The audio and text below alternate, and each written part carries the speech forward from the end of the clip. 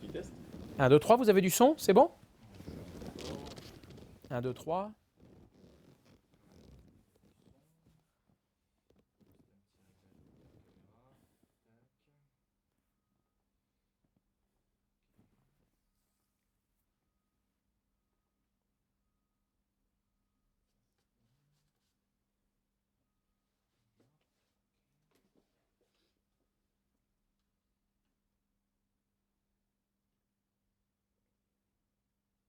On va parler du général Ouais, vers le spécifique. d'accord, Et après, on va parler de l'expérience saoudienne, qui est très d'accord. importante. Ouais. En français ou en anglais? En français. Français. Prenez votre temps, moi je Ouais, vais tout traduire après. d'accord. Quand je serai en Arabie Saoudite, je vais tout traduire. Ok. Ne vous inquiétez pas. Mais prenez votre temps Et vous êtes saoudien, non? Vous êtes... saoudien, pardon, Hein? français, Non, mais il y a des Saoudiens qui tunisien. parlent très bien. Hein? Oui, Tunisien. bien sûr. La princesse Leï, je ne sais pas si vous la connaissez, celle qui est responsable des jeux asiatiques de 2034. Elle parle très bien français parce qu'elle a étudié en Belgique, à D'accord, Bruxelles. Moi, ma d'accord. femme, elle est belge, donc lorsque je lui ai parlé Ouais, de la Belgique, elle m'a dit, moi, j'ai étudié là-bas. Donc il y a des Saoudiens, bien évidemment, d'accord, qui parlent bien français. Mais moi, je suis tunisien. d'accord, tunisien. Oui. Oui.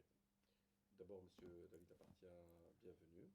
Et nous sommes très heureux de vous avoir sur la chaîne de télévision, la KC Sports.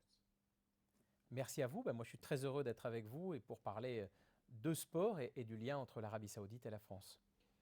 Monsieur David Lappartient, 6 mois avant les Jeux Olympiques de Paris 2024, la France est-elle prête pour accueillir cet événement? Alors oui, nous sommes prêts à double titre. Nous sommes prêts d'abord en termes d'organisation, puisque la France va accueillir les Jeux Olympiques. C'est un défi, ça fait 100 ans qu'on ne les a pas accueillis, mais le comité d'organisation est prêt. Les équipements ou les ouvrages qui doivent être livrés le sont dans les délais, dans le budget. Et donc, nous sommes prêts d'un point de vue organisationnel. Il y a certes des défis en matière de transport, en matière de sécurité, mais je crois que le nécessaire a été fait. Et puis, l'équipe de France aussi, qui est un gros enjeu, est également prête et on a pour ambition d'être dans les 5 premières nations au tableau des médailles. Lorsqu'on parle généralement des Jeux Olympiques, on parle d'un énorme défi. On parle de grandes nations qui accueillent cet événement est grandiose. Qu'est-ce qui fait la différence entre la France qui organise les Jeux Olympiques et les anciens Jeux? Je crois qu'il y a les Jeux olympiques de l'ère moderne, la restauration des Jeux olympiques sont nés ici, avec Pierre de Coubertin, même si la première édition a été en 1896 à Athènes et la deuxième ici à Paris en 1900. Euh, pour autant, il me semble que là, c'est vraiment quelque part une rénovation complète des Jeux pour les rendre beaucoup plus modernes, beaucoup plus inclusifs, beaucoup plus d'expérience pour les gens et surtout adaptés au temps moderne avec des enjeux de durabilité, des enjeux d'engagement du public. Et donc c'est tout ça finalement qu'on veut mettre en place. Et ces jeux, sur bien des sujets, se sont finalement quelque part ont complètement rénové l'ère moderne des Jeux Olympiques. Euh, c'est 60% par exemple de bilan carbone de moins que les Jeux de Londres. Et les Jeux de Londres, c'est pas il y a très longtemps. C'est un engagement, enfin tout a été rénové. Quand vous voyez la cérémonie d'ouverture sur la scène, c'est sans doute un petit peu fou. Mais quelque part, c'est la French touch. Quand vous prenez le marathon sur le circuit du marathon qui va être celui des marathoniens, là encore, c'est l'engagement du public. Donc, sur bien des sujets, il y a eu une approche totalement nouvelle. Et puis, en terminant, c'est les médailles avec un morceau de la Tour Eiffel. Vous voyez, c'est toute cette French touch qui fait que ces jeux seront singuliers et ils sont très compacts. Lorsqu'on parle des Jeux Olympiques, on parle aussi de mesures exceptionnelles de sécurité. Qu'est-ce que vous pensez un peu de ces mesures-là qui doivent être prises aussi Mm. lors des Jeux Olympiques en France? Alors, les Jeux Olympiques, c'est un événement planétaire. On a 206 pays affiliés au CIO, tout le monde est là. Donc, c'est une caisse de résonance énorme et naturellement, elle peut attirer, bien sûr, les spectateurs et ceux qui aiment le sport, mais aussi celles qui veulent détruire quelque part une idée, toucher le monde entier. Et les Jeux sont par définition potentiellement une cible. Donc, en cela, les enjeux de sécurité sont absolument majeurs. aussi parce que la situation internationale aujourd'hui est faite de guerres, de tensions régionales, euh, et donc jamais sans doute le monde, depuis l'après-guerre, n'a été dans une telle situation de tension. Et donc les Jeux olympiques, parce qu'ils véhiculent un idéal de paix, peuvent être aussi une cible, une caisse de résonance, et donc ça a nécessité d'ailleurs un rehaussement considérable des mesures de sécurité par rapport à ce qui avait été imaginé à l'origine de la candidature française. On va parler aussi, vous avez parlé tout à l'heure de la cérémonie d'ouverture. Pour la première fois, elle aura lieu en plein air, au bord de la Seine. C'est quelque chose de nouveau. Pourquoi pensez-vous que les Français ou les organisateurs ont opté pour ce choix, qui est quelque chose de très nouveau? Alors c'est quelque chose de très nouveau. L'idée c'était de dire il faut des jeux un peu disruptifs, comme disent les Anglais, des jeux qui innovent. Et Paris est une ville d'innovation en termes de mode, en termes de bien d'autres choses. Et donc on se devait quelque part de les tourner vers la modernité. C'est vrai que on dit toujours les dieux du stade quand on parle des athlètes. Et donc par définition, la cérémonie est toujours dans un stade. Mais là le stade, on s'est dit mais le plus beau stade du monde, c'est quand même la ville de Paris. Et c'est quand même tout ce qui se passe le long de la Seine. Et donc faisons en sorte que le stade ne soit pas un stade fermé, mais un stade ouvert, celui de la ville, et que Paris et la France montrent ce qu'ils ont de plus beau au monde entier. Donc c'est ça finalement qu'on a voulu faire. C'est une idée sans doute un peu folle, mais justement c'est parce que c'est aussi fou qu'on a envie de les voir. C'est très bien. Un énorme travail a été fait pour assurer le bon déroulement de ces Jeux, notamment le village olympique, les aires de compétition. Pourriez-vous nous donner plus de détails sur le volet, surtout logistique? Alors les Jeux, c'est par définition un gros défi logistique. Ici, un des éléments forts qui a été pris en compte, c'est la compacité des Jeux. Les Jeux, très concrètement, sont très compacts dans un espace très restreint du village olympique en une demi-heure. Vous pouvez aller quasiment partout. Alors peut-être pas au Surf à Tahiti, mais pratiquement partout vous pouvez y aller. Et jamais depuis très longtemps nous n'avons eu des jeux aussi compacts que ceux de Paris. Donc ça va changer l'expérience. Le village, c'est aussi un défi logistique, vu le nombre d'athlètes finalement qu'on accueille, c'est énorme. Mais là aussi, tout a été pensé. Quand vous voyez le nombre de repas, plus de 30 000 repas par jour qui seront servis, avec les différentes cultures, avec les différentes habitudes alimentaires. Donc, sur bien des sujets, c'est un défi logistique, le défi des transports, mais aucun défi qu'on ne puisse pas relever. Et c'est ça aussi qui fait la singularité des Jeux Olympiques. Charles Coste, doyen des champions olympiques français, qui a fêté ses 100 ans depuis quelques jours, portera la flamme des Jeux de Paris 2024. Est-ce pour vous quelque chose d'exceptionnel pour rendre hommage à ces gens-là? Alors oui, je trouve que c'est absolument exceptionnel à plusieurs titres. D'abord parce que ça montre un maillon dans les Jeux Olympiques. On succède aux Jeux Olympiques précédents et on précède ceux qui vont venir après. Donc, champion olympique d'un jour, champion olympique toujours. Je m'amuse souvent à dire à un ami, Guy Dru, champion olympique du 110 mètres haies en 1976, Monsieur l'ancien champion olympique. Il me dit, on n'est pas ancien champion olympique, on est champion olympique. Et il a tout à fait raison.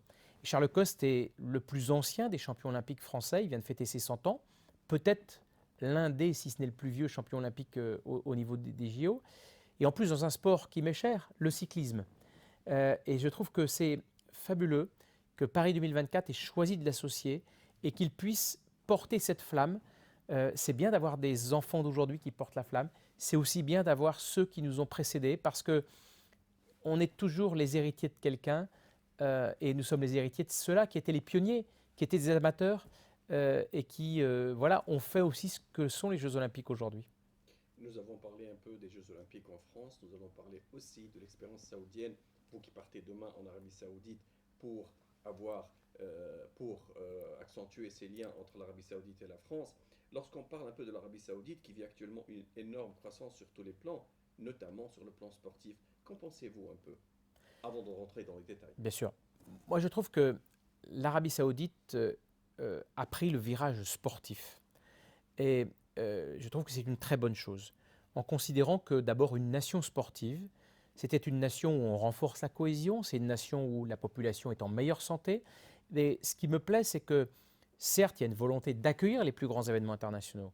Certes, il y a une volonté d'avoir des athlètes saoudiens au plus haut niveau, mais je sens aussi et je vois une volonté d'accueillir des événements de masse et de faire aussi en sorte que les Saoudiens et les Saoudiennes fassent du sport finalement au quotidien et participent à non seulement à ces compétitions, mais à toutes ces animations quotidiennes qui ont lieu autour du sport. Donc, une société plus sportive est par définition encore meilleure.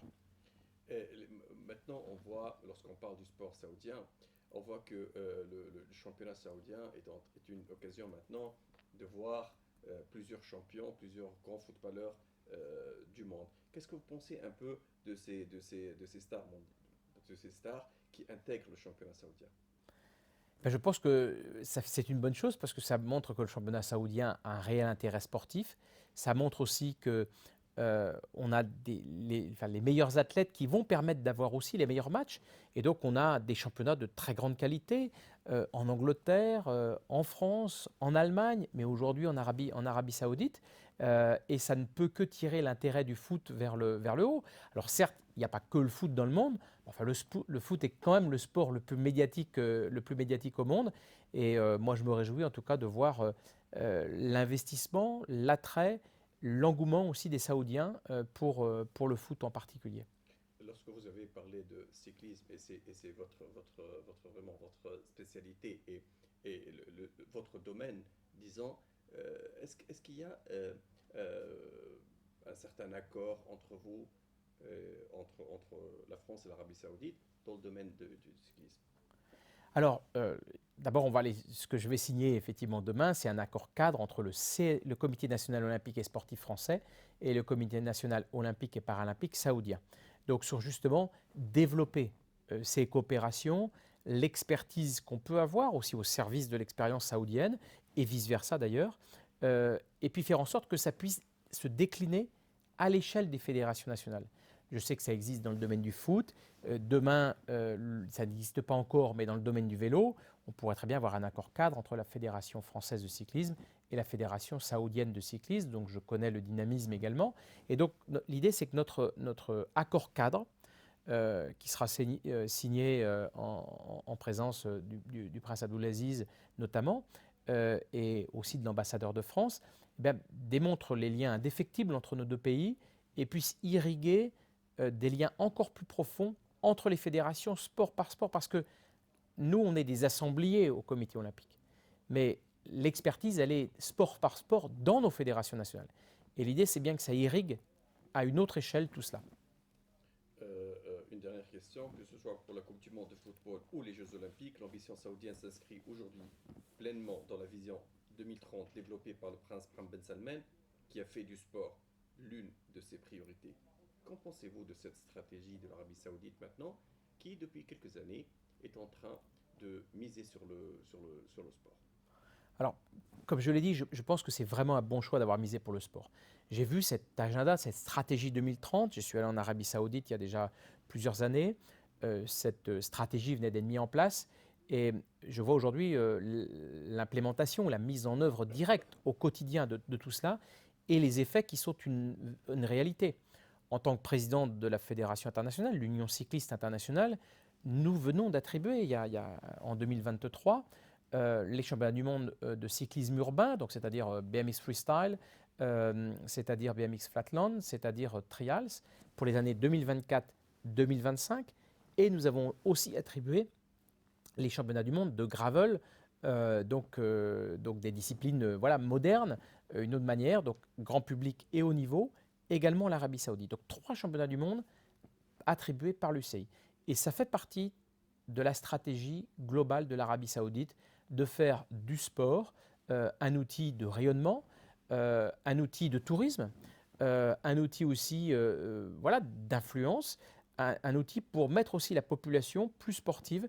Et moi, je trouve que c'est vraiment une bonne stratégie d'avoir intégré ça dans un agenda qui est encore beaucoup plus large, qui est celui, on va dire, d'une modernisation, d'un développement de l'Arabie Saoudite.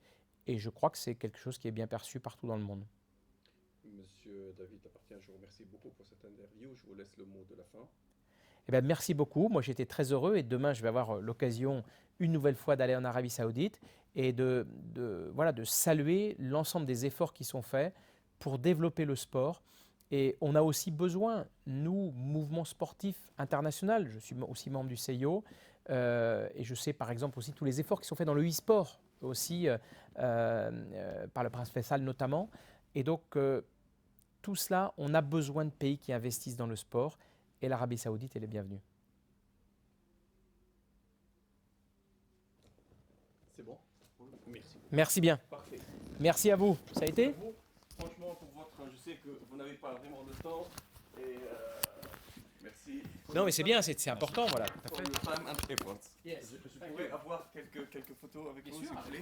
Merci beaucoup. Je vais le faire et puis je te les envoie. Voilà, voilà. Oui. Là-bas devant le drapeau. Allez. Et désolé pour votre temps. Je sais que Vous voulez qu'on se mette là-bas? devant le drapeau, ça sera oui. Vous voulez peut-être qu'on pousse ça, non?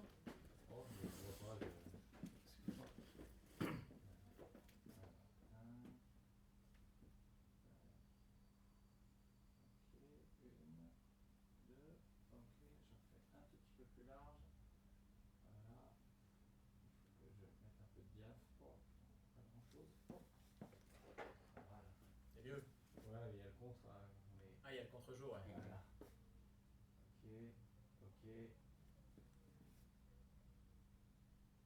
Ok. Merci à vous. Parce que ces photos-là vont être Ah oui. partout.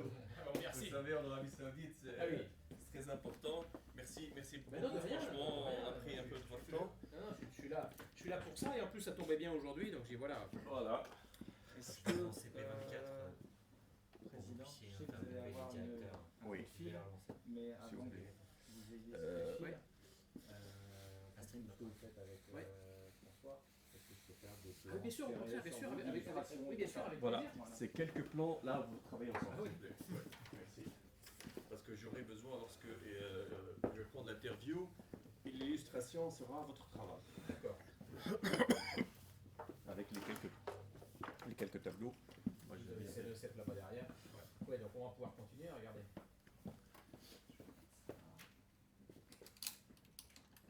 Voilà.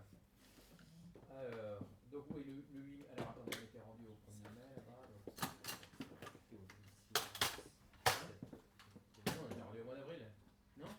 Non, non, parce qu'après on est revenu en arrière. Ah oui, d'accord. Le 18 mars, on avait fait déjà ça, le 18 mars. Oui, et après 26 avec le 7 pareil 2024, il était les 3 Voilà. Ouais. Bon.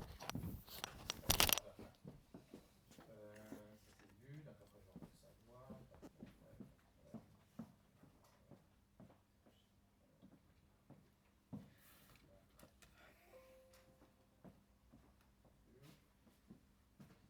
Donc, ensuite, la semaine suivante. Là il y a l'entrevue avec la ministre du 2 avril, ça Tout bouge. doit être décalé. D'accord. C'est pour ça que Super. je les avais ici pour. Très bien. Le tournage AFCAM. Ça peut être décalé. Oui. Bon, je valide pour l'instant. Oui. Vous verrez hein, s'il y a besoin de le changer. Ça, c'est le style de truc que vous verrez. Bon, voilà. Illustration. Challenge. Ça, c'est vu. Lancement, il y a le lancement de la semaine olympique et paralympique. Oui, là c'est pour information. D'accord, parce que je sais pas là. Ensuite, là je passerai rapidement au CNO le 8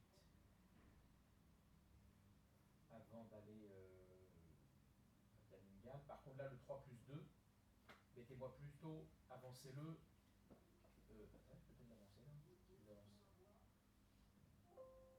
Oui, j'espère qu'ils vont bien reçu. Ouais.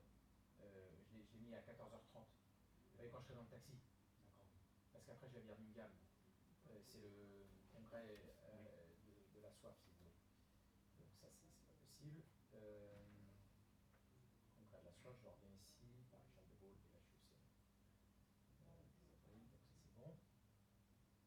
Le 17, alors là, qu'est-ce que c'est que ça? Oui, alors là, je vais le 15, mais je pars avec le président Barre. D'accord. Donc ça, je ne sais pas encore à quelle heure, je vais mettre dedans, je mets ici, Lausanne. Olympie, ça va être pas mal ça. Olympie.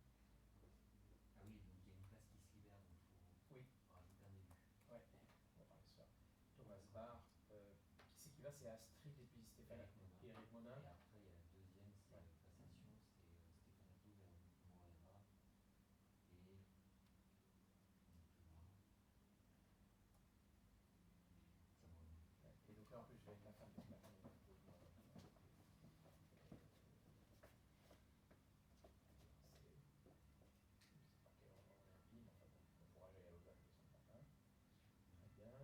Très bien. Donc ensuite, je rentre le 16 à Lausanne, donc je viendrai sans doute à Lausanne-Paris le soir, D'accord. et pour être ici pour les J-100. D'accord. Et là c'est pareil,